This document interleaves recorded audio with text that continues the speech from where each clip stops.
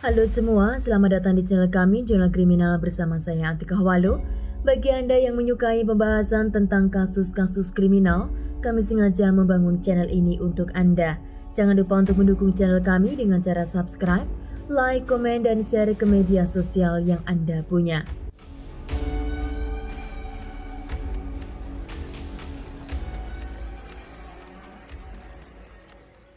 Sebelum saya memulai kasus hari ini, saya ingin mengingatkan kepada kita semua, kejahatan ada di mana-mana. Jangan lupa terus waspada, karena tidak akan ada orang yang melindungi kita.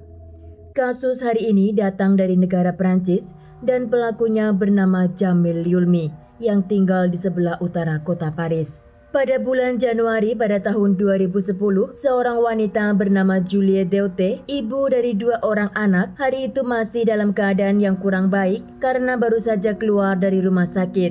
Namun dia harus pergi ke kantor polisi untuk membuat laporan jika rumahnya telah menjadi percobaan perampokan. Julie mengatakan kepada polisi jika banyak barang yang berantakan dan tidak pada tempatnya, namun barang-barang berharga masih ada di sana. Julie juga mengecek pintu dan jendela, namun semua dalam keadaan baik. Maka Julie mengira tidak mungkin orang asing masuk ke dalam rumahnya, melainkan dia menduga jika yang melakukan itu semua adalah mantan pacarnya yang bernama Jamil, karena dialah yang memiliki kunci selain dirinya. Julie menjelaskan kepada polisi jika dia memiliki cerita yang panjang dan juga aneh, yang dimana saat dia berkunjung ke Maroko untuk menemui keluarga Jamil, Julie menduga jika Jamil berusaha membunuhnya di Maroko, namun dia masih selamat. Maka dia kembali ke rumahnya untuk mencari sesuatu. Berawal 6 bulan sebelum kejadian, Julie bertemu dengan seorang pria bernama Jamil Yulmi. Dia berasal dari negara Algeria dan tinggal di negara Prancis. Menurut Julie, selama 6 bulan dia mengenal Jamil, dia selalu menginginkan untuk segera menikahinya. Dan Julie melihat Jamil seperti tipe pria yang dia nanti. Selain romantis dan penyayang, dia juga sangat perhatian dengan kedua anaknya. Maka ketika Jamil meminta untuknya pergi ke Maroko bertemu dengan keluarganya, Julie pun langsung ke sana tanpa berpikir 2 kali. Pada tanggal 20 Desember pada tahun 2009, pukul 4 sore Julie tiba di Bandara Marrakesh di negara Maroko. Julie menunggu jemputan dari Jamil selama beberapa jam di luar airport, namun Jamil tidak juga datang. Julie puluhan kali menghubungi Jamil, namun tidak mendapat respon. Hingga pada malam hari, Jamil menyarankan Julie untuk menyewa mobil dan langsung ke hotel yang telah dia pesan. Julie merasa sangat aneh kenapa dia tidak menyuruhnya naik taksi, dan Jamil mengatakan bahwa dia butuh mobil itu untuk melewati border di Algeria. Julie pun menyewa mobil dan datang ke hotel. Sampai di hotel, Jamil juga tidak ada di sana. Julie puluhan kali menelpon dan mengirim pesan, namun Jamil tidak juga merespon. Tiba-tiba pada pukul 10.30 malam, Jamil mengetuk kamar hotel, dan Julie yang sangat marah dan kecewa dengan apa yang dia lakukan hari itu, namun tiba-tiba Jamil mengeluarkan box kecil yang berisikan cincin, sambil dia mengatakan, "Will you marry me?" Julie yang seharian marah dan kecewa, akhirnya dia menangis bahagia sambil mengatakan yes. Jamil dan Julie sedikit ngobrol di kamar hotel, dan Jamil mengatakan jika malam itu juga dia mau membawa Julie ke rumah orang tuanya di Algeria. Namun mereka harus melewati perbatasan Maroko yang hanya membutuhkan waktu sekitar 1 jam. Jamil lalu menyuruh Julie untuk menyetir mobil yang dia sewa, sedang Jamil akan mengemudi mobilnya sendiri. Jamil mengatakan kepada Julie jika dia akan menyetir pelan-pelan, dan Julie disuruh mengikuti dari belakang. Beberapa menit kemudian, Julie kehilangan jejak Jamil, yang dimana Jamil tiba-tiba menghilang dari depannya, dan dari belakang ada mobil yang terus mendesaknya, seakan-akan ingin menyingkirkan mobil Julie dari jalan raya. Julie mulai panik dan teriak untuk meminta bantuan, namun mobil di belakangnya terus mendesak hingga Julie akhirnya terpental dari jalan raya. Julie masih dalam keadaan tersadar walaupun sangat syok dengan kecelakaan tersebut. Dan saat Julie mau keluar dari mobil, ada beberapa orang yang memukulinya juga mencekiknya hingga dia tidak sadarkan diri. Julia terbangun keesokan harinya di sebuah rumah sakit dan dia tidak tahu apa yang terjadi. Namun saat Julia membuka mata, di samping ranjang itu sudah ada Jamil di sana. Dan Jamil mengatakan jika dia sangat bahagia bisa melihat dirinya masih bertahan hidup. Menurut dokter, Julia sudah sangat dekat dengan pintu kematiannya karena luka parah yang dia terima di area leher, hingga dia harus menjalani beberapa operasi. Setelah mendapat perawatan selama beberapa hari, Julia dikirim ke Prancis untuk menjalani perawatan lebih lanjut. Setelah Julia kembali ke Prancis, tiba-tiba Jamil memblokir nomor Julia dan tidak ada lagi kontak apapun di antara mereka. Jamil sepertinya hilang di telan bumi. Julia mengatakan kepada polisi jika orang yang masuk ke dalam rumahnya itu adalah Jamil. Karena dari semua yang dia alami di Maroko, mengingatkan tentang permintaan Jamil sebelum dia berangkat. Yang dimana Jamil meminta kepada Julia untuk menandatangani kontrak asuransi jiwanya yang menyatakan jika Julia meninggal dalam kecelakaan, maka uang asuransi jiwa sebesar 4-6 juta euro akan jatuh ke tangan Jamil. Julia baru tersadar jika apa yang selama ini dia jalani dengan Jamil adalah penipuan dan dia telah tertipu. Jamil hanya menginginkan uang asuransinya dan kecelakaan itu adalah perbuatan Jamil untuk mendapatkan uang. Polisi yang mendampingi Julia hari itu mengingat sesuatu karena kota itu yang sangat kecil dan polisi sangat dekat dengan warga di sana. Dia mengenal pria yang bernama Jamil. Bahkan polisi itu mengingat jika Jamil juga datang ke kantor polisi sewaktu istrinya mengalami kecelakaan. Polisi menelusuri jejak Jamil dan mereka menemukan pada tahun 2007 silam, Jamil kehilangan istrinya yang bernama Kathleen karena kecelakaan di jalan raya. Di hari kejadian itu, menurut Jamil dari catatan polisi, dia telah membelikan hadiah untuk istrinya berupa sepeda pancal. Namun karena sepeda itu tidak cukup dimasukkan ke dalam mobil, maka Jamil mengatakan jika dia akan menyetir mobilnya dan menyuruh Kathleen untuk mengayun sepeda barunya. Dan dia akan berjalan dari belakang agar ada lampu untuk Kathleen. Karena malam itu sudah menunjukkan pukul 8 malam. Setelah sampai di jalan raya, sepeda Kathleen tertabrak oleh mobil hingga Kathleen terpental jauh dari jalan raya. Dan saat itu Jamil yang ada di belakang, dia langsung turun dan memberikan bantuan kepada istrinya. Namun dari 5 saksi yang dimintai keterangan oleh polisi di tempat kejadian, mereka semua mengatakan jika Jamil posisinya menindih tubuh korban, bukan seperti orang yang memberikan bantuan. Namun pengakuan para saksi ini diabaikan oleh penyidik kala itu dan kasus kematian Kathleen dinyatakan sebagai kecelakaan murni. Setelah Kathleen meninggal, Jamil mengambil asuransi jiwa milik istrinya sebesar 1.200.000 euro. Polisi lalu menyelidiki kasus Kathleen yang terjadi pada tahun 2007 silam dengan menemui ibu Kathleen dan mencari informasi tentang Jamil. Ibu Kathleen mengatakan jika dia tidak tahu jika anaknya telah menikah dengan Jamil.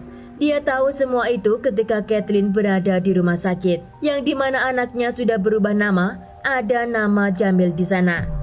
Dan menurut ibu Kathleen, 6 bulan setelah pertemuannya dengan Jamil, Kathleen mengalami kecelakaan dan Jamil mendapat uang asuransi jiwanya. Jamil adalah seorang guru dan dia sangat menjaga penampilannya dengan membentuk tubuhnya sangat atletik. Dan Jamil juga sangat lihai merayu dan juga menguasai hati perempuan. Jamil memiliki trik tersendiri dengan mengagungkan wanita yang dia targetkan, dan setelah mendapatkan wanita yang dia targetkan, dia akan mengirimkan bunga dan juga hadiah-hadiah kecil yang pastinya akan membuat hati seorang wanita terus berbunga-bunga. Jamil juga mengajak wanita yang dia targetkan itu untuk jalan ke tempat-tempat romantis dan juga travel bersama. Ternyata Jamil telah memiliki istri yang sah dan dia bernama Selin, yang dimana Selin ini istri yang selalu bersama Jamil. Selin juga tahu jika suaminya memiliki banyak wanita di luar rumah, namun dia menerima apa yang Jamil lakukan karena itu membawa uang yang dia inginkan. Namun wanita seperti Kathleen, Julia dan yang lainnya, mereka mengira jika Jamil adalah milik mereka saja. Penyidik saat mengetahui jika Jamil selama ini memiliki istri dan memiliki banyak wanita di luar, maka penyidik menelpon kantor asuransi jiwa untuk melihat siapa saja yang telah menyerahkan asuransi jiwanya ke tangan Jamil. Dari kantor asuransi mereka menemukan jika ada 3 orang yang telah menyerahkan asuransi jiwanya ke tangan Jamil, yaitu Kathleen, Julie, dan ada wanita lain yang bernama Karin. Dan menurut kantor asuransi, seminggu yang lalu, Jamil datang untuk meminta agar mereka segera menyelesaikan kontrak asuransinya dengan wanita yang bernama Karin. Polisi dari informasi itu mereka langsung mencari di mana keberadaan Karin, karena kemungkinan dia akan menjadi korban berikutnya. Karin saat ditemui oleh polisi ternyata dia adalah wanita yang memiliki kekurangan intelektual, yang dimana dia kurang paham dengan apa yang ditanyakan oleh polisi tentang asuransi jiwanya, karena Karin sendiri adalah wanita buta huruf. Lalu polisi menanyakan di mana dia mengenal Jamil, dan Karin mengatakan dia bertemu Jamil di tempat sauna. Dan setelah itu, Jamil memberikan hadiah dan mengajaknya makan di luar. Pada saat makan di luar itulah, Jamil meminta kepadanya untuk menandatangani beberapa lembar kertas. Dan dia menandatangani semuanya, namun dia tidak tahu kertas apa. Karin juga mengatakan jika Jamil akan mengajaknya keluar kota di akhir pekan. Polisi telah menduga jika Jamil akan melakukan sesuatu kepada Karin, namun apa yang mereka lihat dan terima itu tidak bisa dijadikan bukti yang solid. Maka penyidik dan tim forensik memutuskan untuk membongkar makam Kathleen untuk dilakukan analisis akibat kematiannya. Jika kematiannya karena asfiksia, berarti benar apa yang dinyatakan oleh saksi di tempat kejadian jika Jamil bukan memberi pertolongan, melainkan menindih tubuh korban. Setelah dilakukan pembongkaran, ternyata jasadnya Kathleen tidak lagi bisa dilakukan otopsi. Maka polisi memanggil Jamil untuk dimintai keterangan, dan di sana Jamil mengatakan jika Julie adalah wanita yang posesif, pecemburu, dan juga berusaha mengejarnya, padahal dia tidak ada perasaan terhadap Julie. Lalu Jamil menunjukkan handphonenya kepada polisi jika Julie memang benar-benar seperti orang yang obses kepada Jamil. Polisi melihat dalam kurun waktu 2 bulan terdapat lebih dari 900 SMS dan panggilan telepon dari Julie, namun Jamil tidak sama sekali membalasnya. Polisi juga menanyakan kepada Jamil di hari kejadian pada tanggal 20 Desember di mana Julie kecelakaan mobil di Maroko. Namun Jamil mengatakan jika hari itu dia tidak sedang bersama Julie, namun dia sedang berada di rumahnya bersama istrinya Celine di kota Casablanca yang jaraknya 200 km dari Marrakesh. Polisi menanyakan kepada istrinya Celine dan dia mengkonfirmasi jika hari itu Jamil bersamanya di rumah. Lalu polisi menghubungi otoritas di Maroko tentang eksiden pada tanggal 20 Desember itu. Namun polisi di sana tidak mendapat catatan apapun tentang keberadaan Jamil. Dia hanya menulis nama Julie sebagai korbannya saja. Polisi lagi-lagi tidak mendapatkan bukti yang valid untuk membawa Jamil ke tahanan. Kali ini polisi membawa Jamil, Julie, Karin, dan juga Celine, istri Jamil, ke seorang psikolog untuk mengetahui karakter kepribadian mereka. Psikolog mengatakan hasil dari Julie dan Karin jika kedua wanita ini sangatlah rapuh dan sangat mudah dimanipulasi, juga mudah percaya dengan orang dan sangat iba kepada orang lain. Sedang psikolog mengatakan hasil dari analisis Jamil memiliki karakter yang manipulatif, pintar merayu, dan kesimpulannya dia menggunakan wanita-wanita lemah seperti Julie dan Karin seperti barang yang bisa dia gunakan. Pada tahun 2012, hakim yang menangani kasus ini, dia menanyakan jika kecelakaan yang dialami oleh Kathleen tidak terlalu berat, kenapa korban hingga meninggal. Lalu hakim meminta untuk dilakukan rekonstruksi tentang kecelakaan yang dialami oleh Kathleen. Di sana diperagakan oleh seorang perempuan yang memiliki perawakan seperti Kathleen dan juga seorang laki-laki yang memiliki perawakan seperti Jamil. Dan perempuan yang menjadi Kathleen mengatakan jika dia hampir pingsan karena menahan berat badan dan juga tekanan dari tubuh pria di dadanya. Maka sudah terang di sana jika Jamil tidak berusaha menolong istrinya, namun dia memastikan jika istrinya harus berakhir di jalan itu. Persidangan kasus Jamil terjadi pada bulan April di tahun 2014. Dan di persidangan itu Jamil bersumpah jika dia tidak melakukan apapun yang melanggar hukum. Dan menurutnya bukti yang ada di meja hakim itu tidak sepenuhnya valid. Beberapa hari kemudian seorang laki-laki yang tidak lain, dia adalah sahabat dekat Jamil, membuat pengakuan ke kantor polisi, di mana dia mengatakan jika suatu hari dia meminjam uang kepada Jamil dan pada jatuh tempo untuk mengembalikan, dia tidak punya uang. Hari itu Jamil datang ke rumahnya untuk memberikan saran. Dia mengatakan kepada sahabatnya ini untuk dia mencari wanita dari jalan yang mudah dimanipulasi. Dan setelah dekat, menyuruh wanita itu untuk membuat kontrak asuransi jiwa. Setelah itu, Jamil menyarankan membawa wanita itu jalan di wilayah Maroko. Karena di sana lebih mudah untuk membuat adegan eksiden hingga orang meninggal. Maka dengan asuransi jiwa tersebut, dia bisa mengembalikan uang yang telah dia pinjam. Polisi meminta teman Jamil ini untuk bersaksi di pengadilan dan dengan satu saksi itu, Jamil akhirnya dijatuhi hukuman selama 30 tahun penjara dengan pembebasan bersyarat setelah 12 tahun masa penjara. Jamil didampingi oleh pengacaranya, mereka mengajukan banding untuk keringanan hukuman. Dan persidangan banding itu terjadi pada bulan Februari pada tahun 2016. Di sana Jamil mengatakan lagi jika semua bukti itu tidak valid untuk dia mendapat hukuman selama 30 tahun. Dan dia terus bersikukuh jika dirinya tidak bersalah.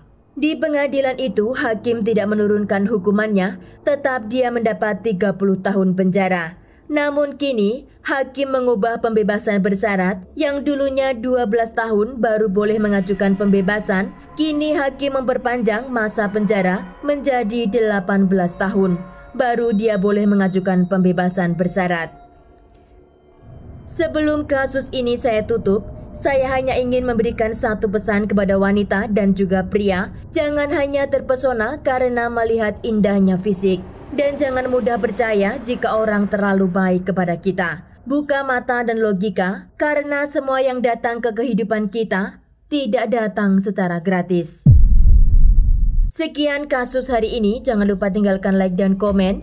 Jika Anda tidak keberatan, klik tombol subscribe untuk mendukung channel kami. Terima kasih saya ucapkan kepada Anda para subscribers.